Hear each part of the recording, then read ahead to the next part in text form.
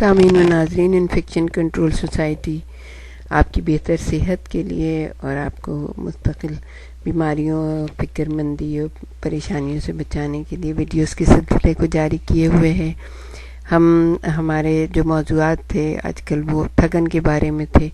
ہم اس کے بارے میں بس آخری بات یہ کہیں گے کہ اگر کوئی انسان صحیح طریقے سے نیند نہیں لیتا، آرام نہیں کرتا ہے تو تھکا تھکا محسوس ہوتا ہے دن میں جب وہ اٹھتا ہے۔ تو اب نیند کے بارے میں بھی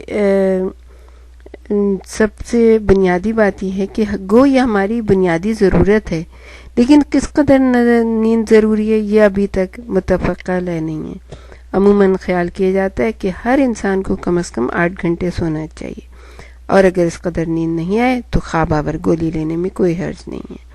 لیکن یہ اس قدر بڑی حقیقت بھی نہیں ہے۔ کچھ لوگ ایسے ہوتے ہیں کہ کچھ 4-5 گھنٹے سوتے ہیں لیکن اس کے بعد بھی وہ تر و تازہ ہو کے اٹھ جاتے ہیں، کیونکہ ہر انسان کی ضرورت مختلف ہے۔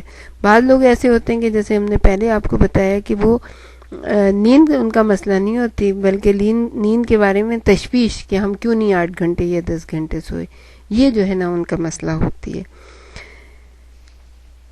نیند انسان کے لیے کس قدر بنیادی حیثیت رکھتی ہے تو آپ کو پتہ ہے کہ جب انسان آرام کر رہا ہوتا ہے، سو رہا ہوتا ہے، تو اس کے جسم کی ٹوٹ پھوٹ کی مرمت ہو رہی ہوتی ہے، اور جو وہ دن میں کام کرتا ہے اس کے تھکن کا ازالہ ہو رہا ہوتا ہے۔ تو نیند کس قدر بنیادی اور انتہائی ضروری چیز ہے، اس کا اندازہ آپ ننھے منھے بچوں کو دیکھ کر سکتے ہیں کہ جو زیادہ وقت سوتے رہتے ہیں، اور جیسے جیسے عمر بڑھتی ہے سونے کے اوقات میں کمی ہوتی جاتی ہے۔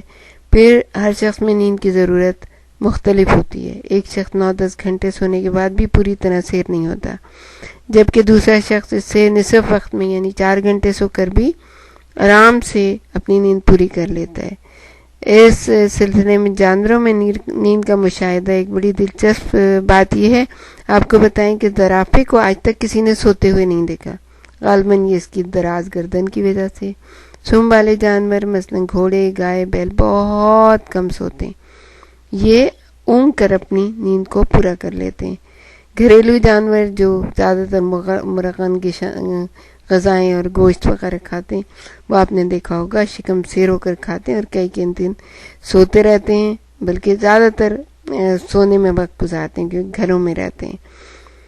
اس کے برعکس گھاس چرنے والے چرندے جن کی غذا ظاہر ہے کہ مرغن نہیں ہوتی، اچھی طرح نہیں سوتے۔ ان سے یہ اشارہ ملتا ہے کہ مرغن غذا بھی خواب آور ہے۔ آپ نے اکثر دیکھا ہوگا کہ جب ہم لوگ خوب پیٹ بھر کے کھانا کھا لیتے ہیں، اگر ہم وہ وقت دوپہر کا بھی ہے، ہم لنچ بھی کر رہے ہیں اور ہم نے مرغن غذائیں کھائی ہیں، تو پھر اتنی ٹوٹ کے نیند آتی ہے کہ پھر ہلنا جلنا بیکار ہو جاتا ہے۔ تو نیند کے آنے میں مرغن غذاؤں کا بھی بہت بڑا ہاتھ ہے۔ زمانہ قدیم سے انڈیا میں جیسے کہ ہمارے جیسے ملکوں میں نیند کے لیے رات کو کیلا اور دودھ استعمال کرتے رہیں، اس لیے یہ بات ضرب المثل ہے کہ رات کو ضرور کچھ کھانا چاہیے۔ یہ خیال لوگ کہتے ہیں، وہاں کے لوگ یہ کہتے ہیں، خیال غلط ہے کہ سونے سے قبل کھانا نہیں کھانا چاہیے، لیکن جو جدید تحقیق ہے اس کے متعلق یہی کہا جاتا ہے کہ ہلکی پھلکی غذا آپ لے سکتے ہیں، لیکن یہ ہے کہ پیٹ بھر کے کھانا نیند سے کم از کم 3-4 گھنٹے پہلے ہونا چاہیے۔ نیند لانے کے طریقے ہر شخص میں مختلف ہیں، یہ تجربے سے معلوم ہو جاتے ہیں۔ ورزش سے نیند میں مدد ملتی ہے، اگر آپ ایکسرسائز کر لیں پھر بہت اچھی نیند آئے گی آپ کو۔ گرم پانی سے غسل کے بعد بھی نیند آ جاتی ہے، جیسے مائیں عموماً بچوں کو سونے سے پہلے نہلا دیتی ہیں تو وہ آرام سے سو جاتے ہیں۔ پھر یہ مطالعہ، لوگوں کو اکثر نیند کی طرف کے ہاتھ میں کتاب اٹھائی، تھوڑا سا پڑھا، نیند آنے لگی۔ اب جیسے ہی نیند آنے لگے فوراً آپ اپنی کتاب کو بند کر لیں اور سونے کی کوشش کریں۔ بعض دفعہ نیند کا وقت ملتوی ہو جائے تو پھر نیند آنے میں مشکل ہو جاتی ہے۔ ہیجان خیز گفتگو، لڑائی جھگڑا، بے وقت کی چائے اور کافی نیند کو اڑا سکتی ہیں۔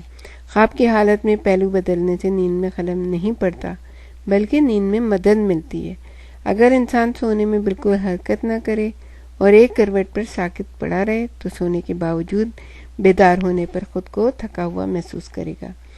اگر کوئی 3-4 دن مسلسل جاگتا رہے تو یہ ضروری نہیں کہ اس کو پورا کرنے کے لیے 8 گھنٹے روزانہ کے حساب سے نیند پوری کی جائے۔ اس طرح بائیں کروٹ سونے کے متعلق یہ غلط فہمی عام ہے کہ اس سے دل پر اثر پڑتا ہے۔ دل اس قدر دور اندر کی طرف ہوتا ہے کہ کس طرف بھی سویا جائے دل پر اثر نہیں پڑتا۔ جن لوگوں کو دل کا عارضہ ہے وہ سرانہ اونچا کر کے سوئیں تو آرام محسوس کرتے ہیں، بلکہ قدرے سر اونچا سرانہ ہر شخص کے لیے آرام دہ ہے۔ اس سے دل بہتر ماحول میں کام کرتا ہے، لیکن بعض لوگوں کے لیے یہ اتنا زیادہ پسندیدہ بات نہیں ہوتی، کیونکہ بعض لوگ اپنے سر میں درد محسوس کرتے ہیں اگر سرانہ یا 2 تکیے رکھے ہوں۔ ان کے لیے بہتر یہی ہے کہ بستر پہ ہلکا پھلکا بہت ہی پتلا سا تکیہ رکھ کے سوئیں تاکہ ان کے سر میں درد نہ ہو اور دوران خون جو ہے نا ان کا بالکل صحیح چلتا رہے۔ اگر سونے کے بعد اپنے آپ کو تازہ دم آپ محسوس کرتے ہیں تو گویا آپ نے نیند پوری کر لی، گویا اگر وہ صرف 4-5 گھنٹے کی ہے۔